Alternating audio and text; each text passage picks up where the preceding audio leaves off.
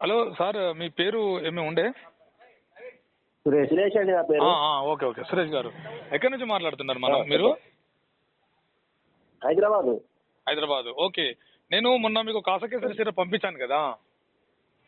అవునవును. అవును, ఎలా ఉందండి మీకు? పర్వాలేదు, రిజల్ట్ బాగానే ఉంది. ఓకే,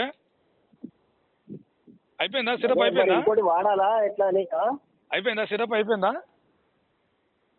సిరప్ అయిపోయింది. 10 days అంటే 10 days కరెక్ట్ వచ్చింది కదా. ఓకే ఓకే, మీకు ఏ సమస్య కోసం వాడారండి మీరు? ఆయనకు వ్యాక్సిన్ తీసుకున్న తర్వాత బాగా దగ్గు వస్తుండే. ఓకే. ఇక ఇంగ్లీష్ మెడిసిన్స్ ఎన్ని వాడినా కూడా తక్కువ కాలే.